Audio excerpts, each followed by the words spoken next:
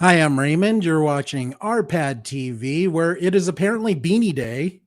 Mac and I did not coordinate this. We No, just happened to be both wearing beanies because that's what the cool kids do. I And tend to also, always be cold now.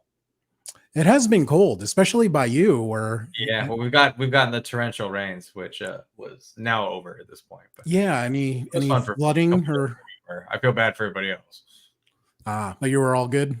I mean, honestly, it just rained here, so we didn't get anything like the worst that you see in the news is like, oh man, like that's terrible. But here it was just like we got rain.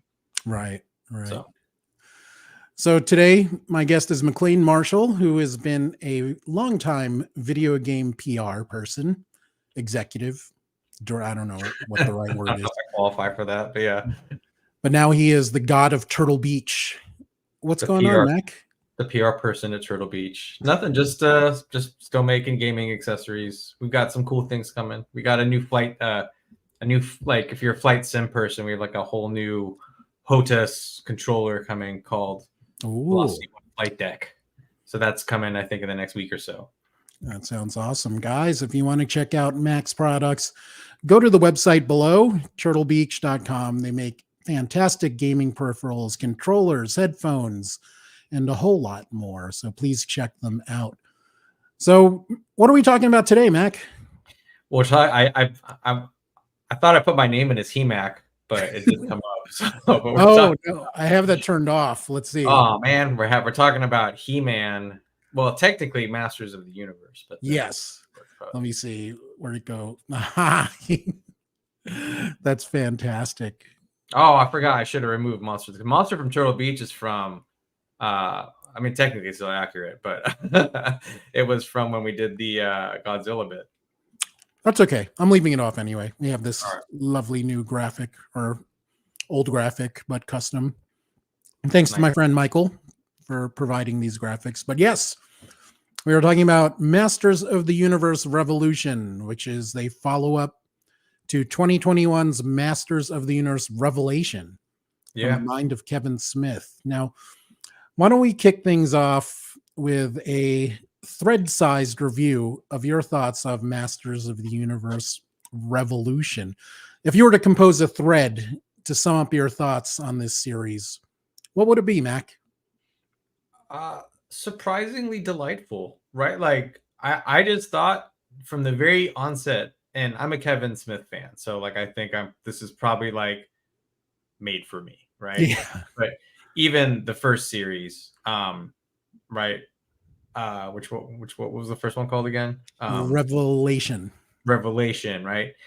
When that one came out, I was like, I didn't even know what to think. Like I was like, oh, like hey, okay, like I'm in. It's Kevin Smith. I'll check it out. Yeah. But I did not expect to actually like really like it, and I think that's where I ended up at the end of this one too.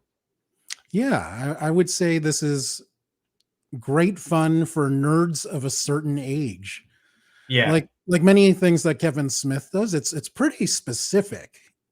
And we'll talk it is. about this later because there are times I'm like, who is this for exactly?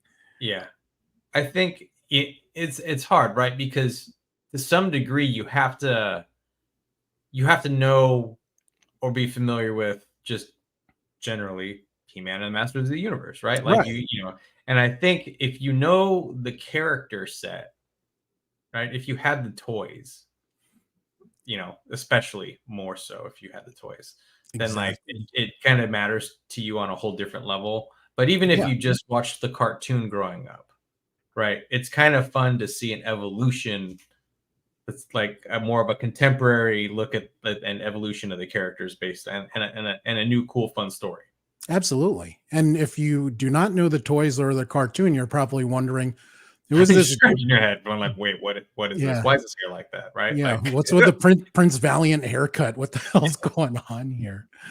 yeah. So I thought I would provide a little history lesson quickly for the people out there. Is that background on Masters of the Universe Revolution? For the whole He-Man and the whole thing, really. So Masters of the Universe, He-Man and the Masters of the Universe was a 1983 to 1985 cartoon starring this guy, and it was incredibly popular for nerds of a certain age. But really, though, it was about these toys, the Masters of the Universe toys, which were released, I believe, in 1982. I And had almost all of those. wow, the cartoon was pretty much a 30-minute commercial for the toys, but there were some really cool characters, some fun writing, and if you were around, Mac and mine's age, then these things were severely cool. Like, Mac, did you have a favorite Masters of the Universe toy? Uh I remember I had Battle Cat, right? And like those were cool to have, Yeah. just like, like still part of the whole cast, but completely different from everything else at the same time. Yeah. So I always like had Battle Cat and all my fictional, whatever was happening in my mind at that time. But I just love, like, even at the like the young age, I love the fact that it's just literally like the same body. Repainted. Everything is Yeah. just with like variations of like 3 or 4 different heads, different color. Like it's Yeah. just so perfectly cheaply done. Like, Yeah. and that was always like the fun part of it too, when they would come out with like a different new person, and you're like, oh shit, okay, well it's it's this but that, and then even in the cartoon, even in the new one that they did the same thing.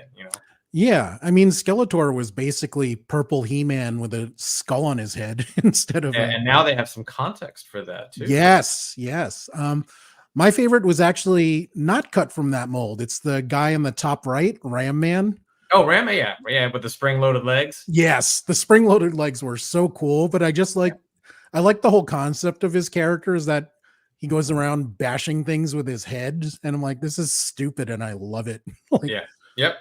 this is before we knew about CTEs and all that. So. Right, 100%. Like, and then you would play with this toy, and then like you would go outside and just start smashing your head into things. So Yes, I may or may not have done that a we've few all times. been there. So getting back to Revolution, what were some of your favorite parts of the series for these 5? I think just for me personally was because I went into this series deliberately not knowing or not looking into it. Right. Like Right. I just like, oh, like Ray said, let's watch it. I already watched the first one. It was cool. Let me jump into like, whatever this new version is. And to me, the one point was like Mark Hamill as Skeletor. Yeah. I don't know who would do it better, honestly. Like he just puts so much stink on like that particular version of the voice that he does. Yeah. But the funnest part for me was when you realized what's his name, the brother, the other version of him who's blue, Keldor. Keldor. When you realize Keldor is William Shatner's voice, but like super casual William Shatner, like really, really dialing Shatner back a notch or two, right? Not overdoing it, but to the point where like his still kind of suaveness comes through. Yeah. And it's just funny. And you go, oh, like I'm watching a character that's being split voiced by Mark Hamill and William Shatner at the same time. Like that's pretty fucking rad. Absolutely. So that was for me the head, like, oh man, like, wow, how cool is this? And I think just overall, I kind of referred to this earlier. Like, I think this series is made for this generation. Yeah. Right. In terms of like who the main characters are and who the stars of the show are and how much equal weight, like different characters, like male versus female characters have and all that stuff. It's just been cool to see something unique. Yeah. I think my favorite aspect in general is something you said earlier, is that it definitely pays homage to the cartoon and the toys we grew up with, but the writing is more mature and evolved, but still not, it's not Shakespeare or anything. It's still Kevin Smith.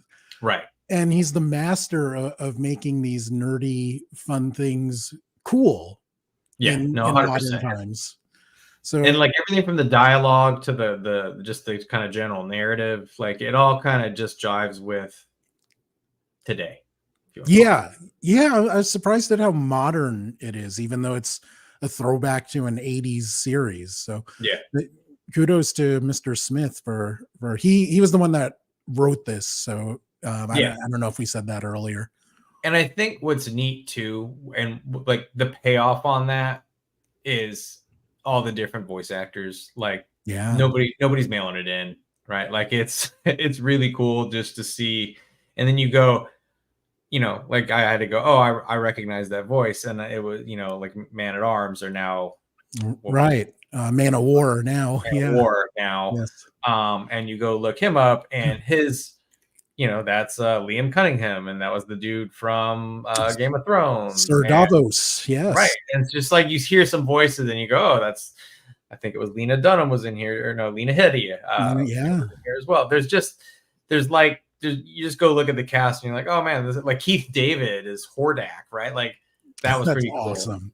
So, Yeah. you know, it's just nobody's mailing it in. Everybody's seemingly having a good time and having fun with it. And I think that all kind of comes through as the cartoon really delivers on, I think, the fantasy in your heads that you and I would remember. Yes. With this, right? Yeah. Yeah. I think that's the thing. Like all the scenarios we made up as kids, like this is like the realization of them. Yeah. Like you're hearing certain people's voices for the first time and you're like, Right. that actually makes sense, you know? Right. And even if you go back from the really terrible live action movie from like the 80s, 90s, Dolph Lundgren. But Grildor, right? The guy does the voice for like, it's very similar to what's his name in this one? Griffin Newman, who not Orko, who's the other one? The little troll dude. Ted Biaselli. But yeah, like he's got a very similar voice, so it's just fun to see them paying attention to like little things like that too. It's funny, I saw that movie as a kid and was disappointed, but it kind of ruined Frank Langella for me because I always see him as Skeletor no matter what he does. So yeah, like, and he's a fantastic actor, but I'm like, oh, that was like Dolph Lundgren and the height of Dolph Lundgren too. Like I don't know, beyond Rocky, what else do you remember him for? The Punisher, that didn't do well, but I liked it at the time. I don't think he did much else in between. And then he had, like later, Dolph Lundgren ended up doing all the, you know, the movies with Sylvester Stallone. Yeah, what are those called again? I'm like the Indisposables or whatever. The Expendables. Expendables, yeah. So, but otherwise, it is just cool to see, like I said, like see them just look at everything and just kind of try and kind of tick off little boxes for throwing fun things in there for everybody. Yeah. Now we're going to talk more about the things we liked in a bit, but let's go to the dark side for a second. Was there anything you didn't like about Masters of the Universe Revolution? Every once in a while, I think the story jumps the shark a little bit too much. And I know it's like, you know, it's fantasy, but like it is kind of like, if you didn't know better, like I could see people deciding to kind of walk away from it just because the story's kind of out there, you know? Yeah, it does get weird. So, but beyond, like, honestly, like I had a really good, like I said, I had a surprisingly like positive time watching it. And even both times, right? Like the first series, and then like I said, this time, like when you was like, "Oh, we need to watch it," and I'm like, I didn't even know there was a new series out, so I just kind of buckled down and watched a couple episodes the other day and finished it up yesterday, and here we are. But like, it was totally fine. Like it was fun and enjoyable to watch. So yeah, I don't have a thing that just stands out. Maybe if you hit something, it might rejigger my memory. But like honestly, like nothing stands out as like, oh man, that was terrible. I really enjoyed it too, and any criticisms I have are really minor and borderline stupid. Like I understood why they changed Skeletor because he was being more technological, teaming up with Motherboard and all that. But okay, so I like when Skeletor is just purple He-Man with a different head because that's the toys I grew up with. And I understand narratively why they changed the character and checked him out and changed him and all that. And they changed him again at the end, but it still doesn't match the memories in my head. Have a love-hate relationship, and it leans much heavily more towards hate with just the idea of Motherboard as like a bad entity thing, bad guy. To me, that was something that was like different and out there enough, but still like weird enough at the same time. And I didn't know really where it was going to end up going. And once you get, you know, I think like 4 episodes in, it kind of makes more sense in the story. But like it does for a while, you're just like, what the fuck is happening? Yeah. Like, why is Skeletor like this? Right now, like what's going down? And so, yeah. So yeah, this is what I was referring to, where Skeletor becomes part Terminator or Yeah. something like that Yep. here, and The it makes digital sense. Skeletor. Yeah, but it still doesn't jive with the Skeletor in my head. And he kind of by the way, like he kind of has the same relationship dynamic as he ends up being the Starscream to Megatron. Yeah, yeah. Isn't it like it's really funny, like the relationship dynamic? Because like we grew up as Skeletor was like the top dog, and then now there's this other guy, and he kind of makes Skeletor his bitch, and Yes. and it is very much so rooted in that like appraise until you can overthrow kind of mentality. So Love that analogy. That's so good. Now, I totally forgot to flash the screen of the oh main yeah. cast. These are most of the characters that we're dealing with from Now left to I right. remember and don't remember who not Evelyn, who Teela is turned into. And in my memory, I thought that the Snake Lady was a bad guy. Yeah. So that they kind of reimagine that for this series. Yeah. But no, Okay. you're correct. All right. So I'm not like on crack like that. No. I'm pretty sure she was bad. Like most people that come with like a Cobra staff probably aren't good. That might be our GI Joe memories coming into play as That's well. true. Like, Also we think true. of Snake bad kind of deal. I also Now, like those newer movies, by the way. oh yeah. So Mac mentioned the voice cast earlier, and it's pretty astounding. Let's take a look at some of these names. I mean, I'm going to start with Teela because she was the lead in the previous series Yep. and probably the most famous of the young people. So she's Melissa Benoist, who many people know as Supergirl. He-Man is Chris Wood, who is actually her real life husband. And he's been in the Supergirl series and I think the Vampire Diaries. Skeletor needs no introduction, nor does Keldor. Yeah. Krenger is the wonderful Stephen Root, who I didn't I thought that realize. was funny. I did not realize that was him at first. Did you? I recognized the voice and I couldn't place it, and then I cheated and I went and looked it up and I was like, it's Stephen Root. When I looked it up, I had his Office Space character stuck in my head from that point forward. Mac mentioned Liam Cunningham as Man of War. Lena Headey as Evil Lynn. Queen Marlena, who was replaced, she was actually Alicia Silverstone in the first series. And in this one, she was replaced by Gates McFadden from Star Trek fame. Mac mentioned Keith David, who has an incredible voice, whether it's animation or live action. Yeah, you just kind of recognize his voice. Yeah. Like, I mean, to me, he's Goliath from Gargoyles. That's what I hear every time. And then we have some smaller characters, but still notable actors. Diedrich Bader plays Buzz-Off, wonderful comedic actor who has starred in a few Kevin Smith movies. Yeah. Phil Lamar, who does a ton of voice work, but also does some live acting. I don't know if people remember him from Mad TV, but he was part of that cast. Badra, Jason Mewes, Kevin Smith's longtime life partner. And Stondar, I wanted to point out, is a name some people might not recognize, but that is Cam Clark, who has been voicing characters since the 80s when I was a kid. He was in the Robotech series. He's done a ton of game voices, but this guy is one of my favorite voice actors ever. He's been in so many games and cartoons that I love. But yeah, as Max said, these guys came to work. Yeah. And they seem like they're having fun, which in turn makes you have fun. Did anyone have a favorite? Well, I got you're asking the audience, I'm assuming. So no, I got distracted by this spammy comment that I'm seeing here. No, I do not want your flexible and convenient order management panel. So you can piss off. Okay. But did you have any favorite performances in the series, Mac? Trying trying to think of. I like I said, I really do just love the. I don't want to give like too much of a spoiler away, but I guess it doesn't matter. But just the Go for it. Skeletor's revelation, Yeah. right? And just the bouncing, the immediacy and bouncing back between of Mark Hamill and William Shatner's voice is just a fun experience. I think that was probably my favorite kind of actor, related piece of the puzzle.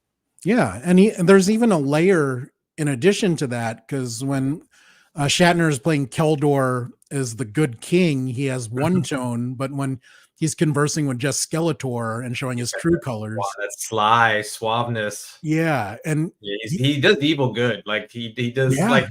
he does evil on a level that like jives almost in in parallel with Mark Hamill's evil, right? Yes. So Now, one of the criticisms that some people had is that Mark Hamill's Skeletor was too close to his version of the Joker. Did you have a problem with it? I don't have a problem with it, but like it's definitely similar, if not the same. But Right. like it works. That's the thing. Like Skeletor's voice in a completely different series can be the same as Batman's voice, right? Like, if you're gonna make that complaint, you got to complain about Yoda and Miss Piggy and Grover and everybody else that Frank Oz does voices for, right? Like, because it's all the same fucking thing. Yeah. And I don't know. I mean, at this point, criticizing Mark Hamill is something I don't feel. You shouldn't do that. Yeah. Like, get struck down by the hand or whatever higher power you believe in at that point. Yeah, I mean, at this point, he's earned the right to slice up 100 baby seals with a lightsaber, and everyone would be cool with it for the most part. Yeah, he's Mark Hamill. He'd survive. Now, one of the complaints people had about Revelation, the first series, is that it seemed to be Teela was the main character, and even though the show is called Masters of the Universe, people were expecting a He-Man show. Yeah. And this series is more of a balance. I mean, Teela still plays an important role, but it seems like both her and He-Man got equal time. I think this is a story that's told for this generation, and it uses like characters that we know and love in a world that like you can kind of say we grew up knowing and loving, but the story is contemporary, right? And like I think that was like for me again, like the first series, that was one of the things that I genuinely loved about it because it did something I did not expect. And I thought that was cool, right? Like, and I can see why people will be like, they did not expect that. And they were pissed off by it because they wanted their He-Man story. But like, it's also cool to like see them take it in a new, completely different direction and give like levity to like characters that like in my head might have been side characters in the stories that I was coming up with, but now they're like main, like they're front and center, main stage. So like I just thought that was super cool. And again, I half expected this series, the follow-up one, to be more about Teela, but like you said, it was a little bit more evenly balanced, but not in a way that made it feel like they did it as a reaction to maybe people not liking it. It just this is where the story went, and I think they did a really good job with it. Right. I completely agree on all fronts. I enjoyed the first series, and I had no problem with Teela being more of a focus, and I enjoyed this one as well with He-Man getting more time. And even like and the girl who is now the man at arms. Like I thought, like all those things, like they're just super cool, and like you kind of get a sense that like early on, like when you were in the first series, you got a sense that like, oh, she's actually going to be like a key player here. And like and like once you kind of caught that they weren't just going to be bit characters and they were going to have like longevity, then you're like, okay, cool. Right. And you also have to think from the perspective of Kevin Smith, who has a daughter and wants to make cool stuff for her. He does one of the voices too. Yeah. She plays one of the baddies, I believe. I don't have my IMDb pulled up. I'm gonna look it up real quick. Right here. What's her name? Harley Quinn. Harley Quinn Smith. I think I have to like expand it and go to the whole cast.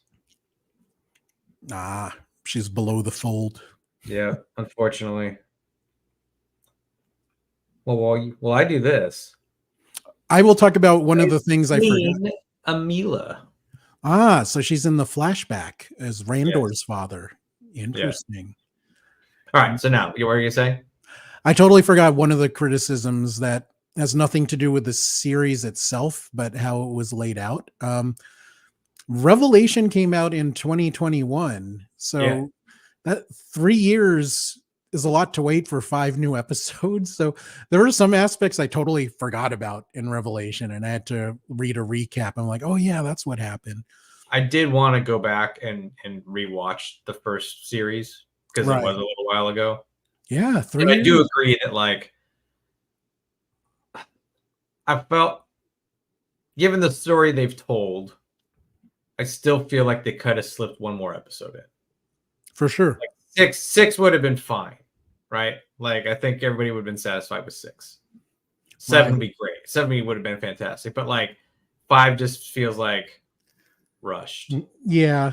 And I mean, part of it is the pandemic happened, so getting everything animated took a while, but part of it is just, this is Kevin Smith. So people have waited. He's been late on movies. He's been late on comics. So if you're a Kevin Smith fan, you're used to the waiting. Same thing happening with Invincible too, right? Like you're getting like half seasons and then having to wait like a while for another 4 or 5 episodes. So right, yeah, they had that split. That's coming up here shortly too. Next month, yeah. I think March 13th. Not that I have it on my calendar. Not that it's tattooed on my arm right now or anything, but cough.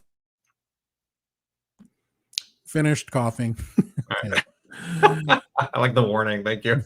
Yes, I need to have a blow up graphic. Oh yeah, like just a button that just throws something up on screen. Yeah. So final point for that Teela thing, guys, if you did not like it because it was too much Teela, give this series a shot. It is definitely more He-Man and you'll be happy, but you'll probably be a little bit of a misogynist. Now we talked about this earlier before. Now Kevin Smith's movies and his cartoons and comics, they seem really specific, sometimes almost too specific. Is this a case of another one of his works being really cool, but for a pretty small audience? Yeah.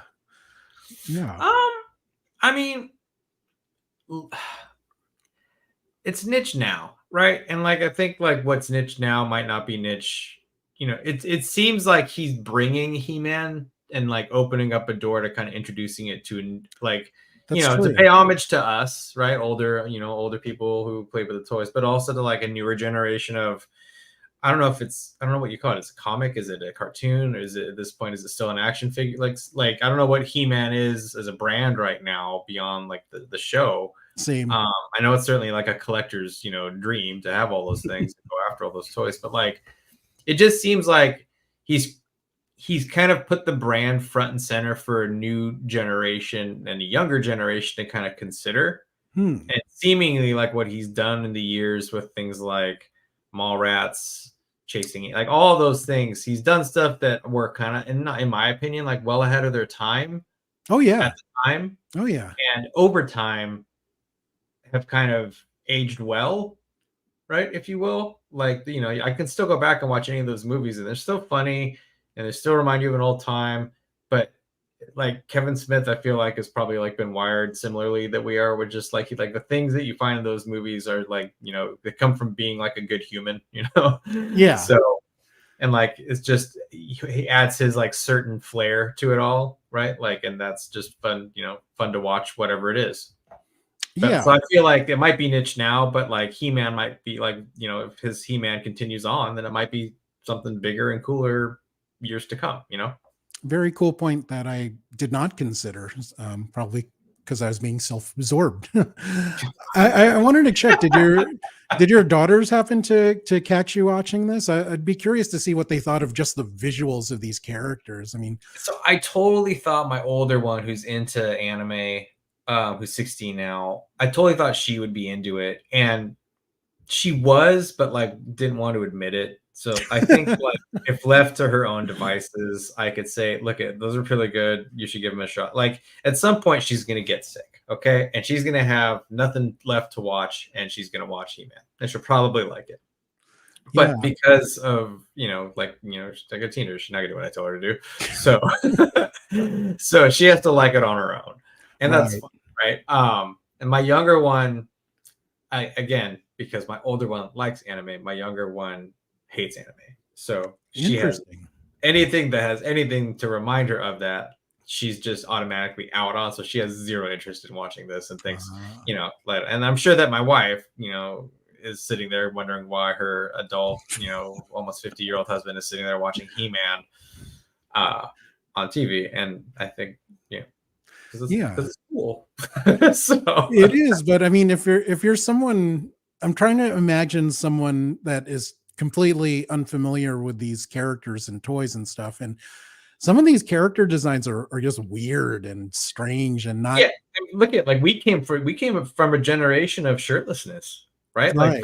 Man, everybody was always topless, and just shirtless being cool. Now it's not as common, right? I think, and Only in pro wrestling.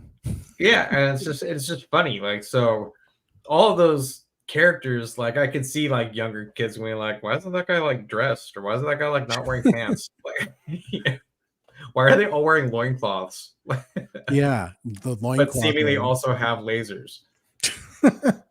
Yeah, I mean that's always been the thing about He-Man, and even more so in this series is that blend of swords and sorcery, but there's a technological aspect, and they really leaned into that more. And I like how they rewrote the history of Eternia as being dominated by tech for centuries, but then people got into magic, and that became the dominant force in the world.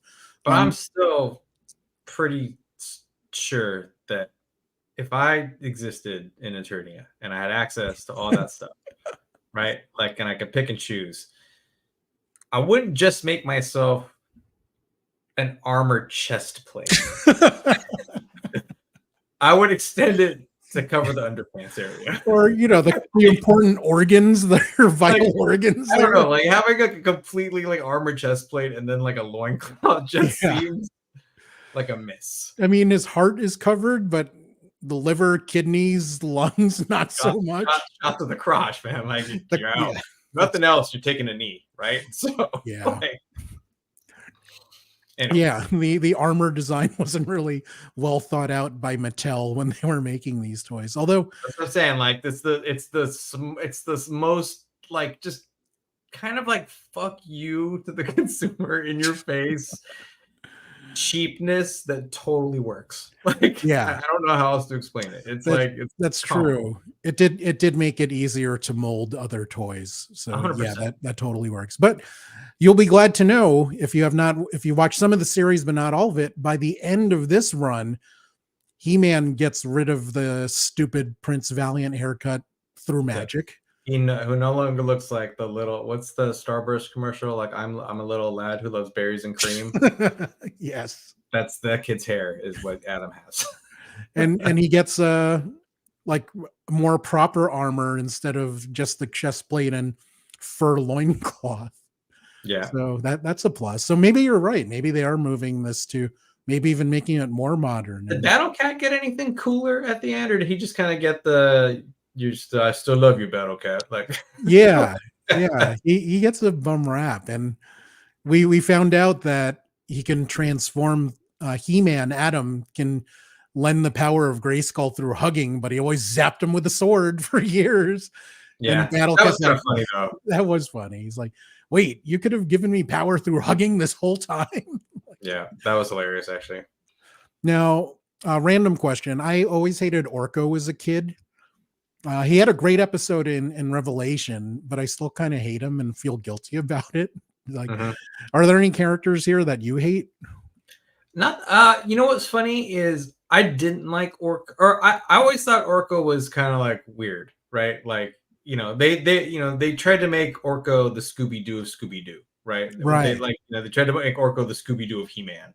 And it just didn't work, right? So his character was always kind of there and weird, but fit, but still kind of just like, why is he a floating guy? Like, you just didn't get it. And he was never powerful. Like, I don't remember him being like all powerful in the Right. cartoon No, era. he was inept in the Yeah, he cartoon was era. basically like a red shirt that somehow never died. Yes. So, but that's again in the first series, like I thought the just the power they gave him Yeah. was just, that was like another just like, oh man, that's like super cool. Like I didn't think anybody would do that. And that was a cool direction. And then again, making him just a key, like, he's no sucker. Like he can fight the fight and he can talk Yeah. the talk. And like it's kind of cool to see him be tough Orko, Yeah. So I thought that was super cool. And Um, I did like how he earned Evil Lynn's respect throughout the first series, and she sees him as an equal now, even though he's still kind of the comic relief character. She yeah. understands his power, so that props to him. Yeah, I mean, characters I didn't like, I can't think of anything. I think the one thing that I just maybe I didn't know enough, and feel free to educate me, is who's the main bad guy? Who's Skeletal? Hordak. Was Hordak? I thought I had a Hordak maybe way back when, but like, was he a main first wave character from He-Man, or was he Not a later first wave. character? He was later, and they didn't get to flesh him out because the series was canceled. But though it was moving all towards Hordak. Okay, He's in She-Ra as well, I believe, and he was more of okay. a bad guy there. I don't remember him being like a big baddie. So seeing him, and again, then kind of in my head having that parallel Megatron Starscream, like Yeah. master bitch relationship, like that was kind of just more funny to me, because I always thought of Skeletor as the big bad, and I think it proves that he still is. I think he's got plans. Yes. I like that. And they close it out. What's the teaser at the end? Refresh my memory. They have everyone's healed. He-Man and Teela finally hook up, Yep. but Skeletor is still there. Hordak did not die, even though he seemed to have gotten a fatal That's right. wound. Oh, and then what's her name? Motherboard is Motherboard, yeah. now alive and has a different head. Yes.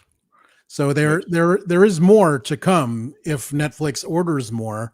Where would you want it to go? What kind of episodes would you like to see? Are there any characters you'd like to focus more on?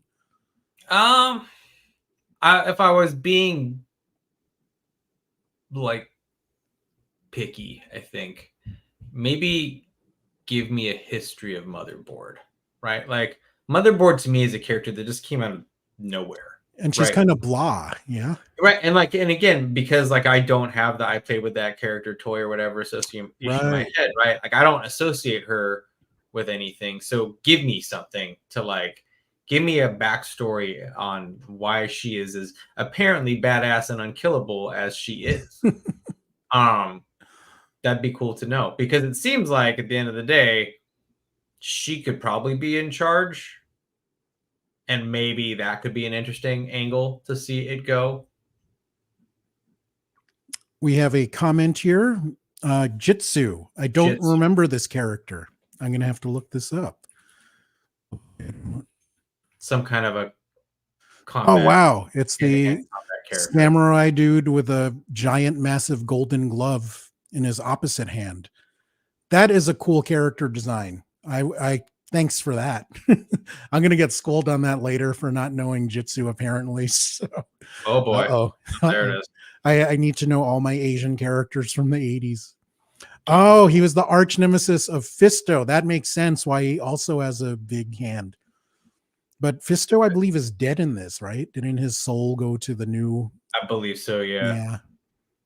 I would like to For see whatever reason, and I think there's the Mark Hamill Association always, and the Kevin Smith Association. Just the name Fisto always reminds me of the cock knocker. That would be Which cool. is, I think to this day, probably one of my favorite characters ever. Oh, absolutely. Just it's so funny. That was when I was really starting to get into Will Smith as a comedic actor. I think that year he had Jay and Silent Bob, and Was Anchorman that same year or was that later? But I have no idea. Like, I yeah, don't see the timeline in my head that way. That was a long time ago. Yeah. I want to see more Ram Man just because he's such a silly, ridiculous character, and he was my favorite Masters of the Universe toy. So hopefully, Yeah, that'd be like an interesting, you know, like side story for him too. Like, what if he's like super tiny underneath like that giant, like he's all head and shoulders, and he has yeah, he's all torso, and that's why he needs the spring legs. yeah. That could be. And then they can go in a very special, well, I guess there's not enough episodes, but they can go in a 5-minute segment on the dangers of concussions for the Yeah, or like, what if he just like he literally is just brain damaged and can't speak? Like, you know, it's just be a terrible character. But like, just I don't know. That many direct headshots is not good. And then he'll go on rants about vaccinations, and he could date Olivia Munn for a while. I don't know. Uh-oh. I don't know. Where do you want to see it go then? Where do you want to see Kevin Smith take the next? Like, let's say you get let's put it out into the world that we get in the next one. We get a 7-episode arc. Right. So hopefully by the end of the year. What do you want to see in the next follow-on 7-episode arc? I will trust the main plot to Kevin Smith because I dig almost everything he's done, especially everything from Jay and Silent Bob and earlier were some of my favorite movies. So I would want to see it more actor driven. Shatner is tremendous as evil Keldor. I love Lena Headey. She had a smaller role this time around than compared to Revelation, but as Lynn, who is no longer evil, I want to see more of her. Because what was her like? Did he say you're now good, Lynn? Yeah, like, but I don't think he was saying that. I thought it was like I might not have been paying attention, but I was like, did you just call her like good Lynn? I mean, it was supposed to be spaced out because it was with his dying breaths. You are now good, comma. Lynn. Yeah, space, good comma, not good hyphen.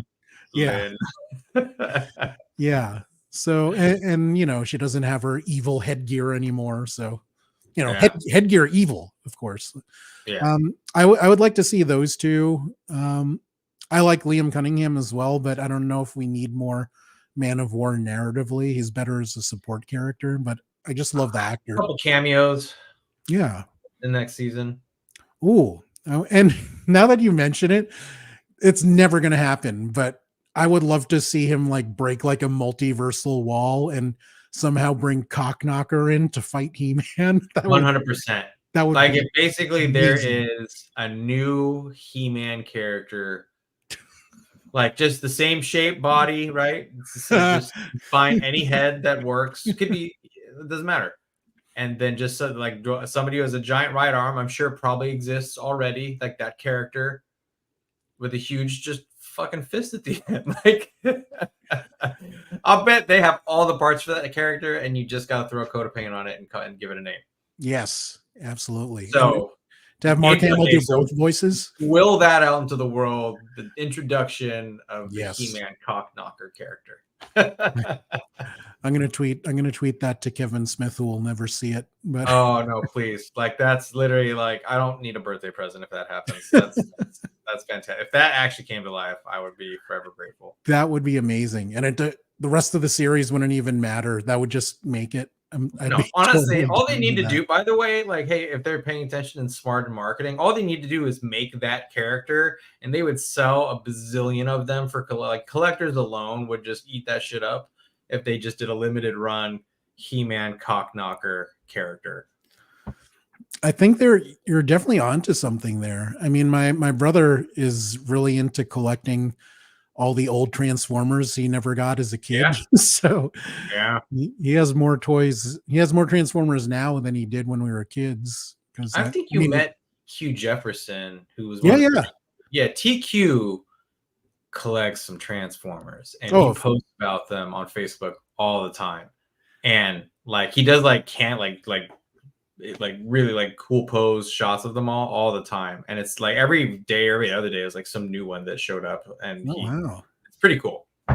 Does he do like stop motion little scenes? No, well, if he does, I haven't stopped to pay attention that long. But I do just seeing like, oh man, that's another cool one. Like, and just he's got a lot of them. I don't know if you remember Tim Eng, who used to work at GamePro and other Yeah. places, but he's Yep. super big into toys Yeah. of all kinds. So I love watching his Instagram stories about these obscure Robotech toys and things like that.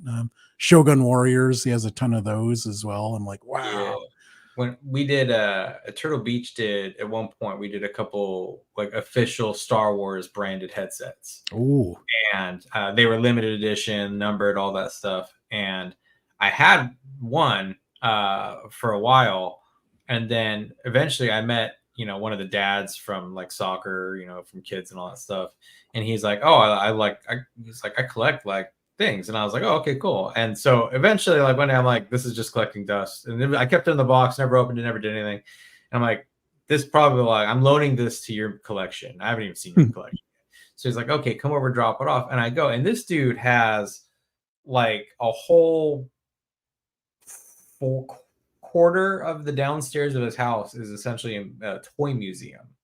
And he's got every possible action figure, like vehicle, character, everything you could imagine, all by like category, by brand, by cartoon, by whatever they were, G.I. Joe's, Transform, like every like you could possibly imagine. And then he's got a whole Star Wars section, and then the headsets, somewhere in the back as an exclusive one of only I think we made like 1,000 headsets. But anyways, but yeah, I remember seeing that for the first time, going like, oh man, like this dude is a collector. Very cool. No, I dig that. I'm in my head. I automatically went to, damn, that must have been an expensive license. Well, I think we had worked with them. This is, I mean, like we had been working with them on and off when I had originally joined Turtle Beach. So I think those two headsets were, I believe, the last things that we did as official partners with Lucas at that point. Right. So we haven't done like a whole, we stopped doing Call of Duty branded headsets. We don't really do a whole bunch of like, the only thing we do at this point, I think, are like Dr. Disrespect and maybe a couple of others. I think that's it. Gotcha. So basically, we both really enjoyed Masters of the Universe Revolution. Yes. And we want to see more. We recommend it. We both want Cockknocker in the next series. Cockknocker. Even at like, I would be satisfied even at the end, like the end of episode 7, by the way. Even at the end, that the teaser for season 4, right? Are we season 4? 4th season? The teaser for season 4 is just an introduction of the Cockknocker as like the next big thing. Right? Like something to just set it up would even be like to just sate the appetite enough. That would be fantastic. Now, let's get out of here on this. Are there any 80s cartoons / toy lines that you would love to see get like this kind of treatment in the new series to modernize it? Ooh. While you think about that, I will go with Mask, which was that's what I was thinking of in the back of my head already. Oh, wow. So I agree. Like, so that was going to be my go-to, but then I was trying to think of something else if you said Mask. So, well, sorry to jank your steal your pick, but what else? For the kids not familiar with Mask, which is basically anyone under 40, so it's this line of like weaponized cars that could fly and had all kinds of weapons, and their headquarters was this giant mountain with all this tech in it. And my brother and I played with those as well. We really enjoyed those toys, and yeah, I'd love to see them. It didn't have the impact on me that He-Man did, but lots of fun. What would be interesting would be to see like a Kevin Smith take on Transformers. Ooh, I would love that instead of what's his nuts doing the stupid movies. Well, Michael Bay. I don't. Even if it was a movie too, like I want a movie, cartoon series, whatever. And then there was a couple current, like recent cartoons for Transformers that are actually pretty cool and pretty good. The Netflix ones are pretty good. Yeah, I like the Kevin Smith idea though.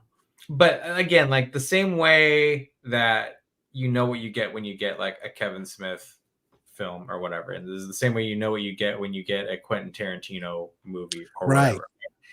I feel like he would put that same kind of just contemporary / forward thinking spin / humorous tone on the Transformers that would maybe like make you identify and like the characters more Yeah, currently do, you know? but while still respecting the memories. Yeah, exactly. He's great at It'd that. be interesting to see. I want to thank Kevin Smith for just being him and doing the things he Being does. alive, he almost died. He had a heart He attack. did almost die. I mean, he is the Gen X nerd god. He is responsible for making things like video games and reading comics, making them, you know, back when he started making his movies, back when you and I were growing up, these were still like dorky nerd things. And it wasn't cool to play video games. But we made a living out of it. I know you look way younger. Are you, what were you We're born? on the same age. I was born in 76. Yes, we are around the same age. Okay. So, I mean, Kevin Smith, I think was big for me in that he made these things acceptable. I mean, it of course it changes with time, but he helped usher in that, hey, these cool characters in movies are playing Sega Genesis. They're going to the comic book stores. So I was so happy that he addressed that part of the culture. And I worked at a mall also. There you go. Right. Like I worked at like a San Diego, which was like a surf skate shop at the Westminster Mall when I was like growing up. Nice. So like everything about mall rats hits so home with me. Do you scream? And that kid is back on the escalator. Damn, where's his parents? Like no, everything about that movie was just like, oh God, he's right. Such a good film. And there allegedly Mallrats 2 is being worked on. Is that true? Allegedly? I mean, I believe he has worked on it, but with his work rate and, you know, he takes his time. He's the same as the dude with the Game of Thrones, right? George Martin, not that bad, but I think George Martin actually helped Kevin Smith. We're like, look, you're not waiting as long as this guy's. Yeah, it's not. Look, it could be worse. Yeah. So, yes, it could be worse. But Mac, thanks for joining me and talking about Masters of the Universe. And no problem. It was fun. Guys, again, go to turtlebeach.com, check out Mac's products. If you enjoyed this episode, please like, subscribe, and all that good stuff. And we'll see you next week on RPadTV. Thanks for watching, guys. Bye. Thanks, everybody. Bye.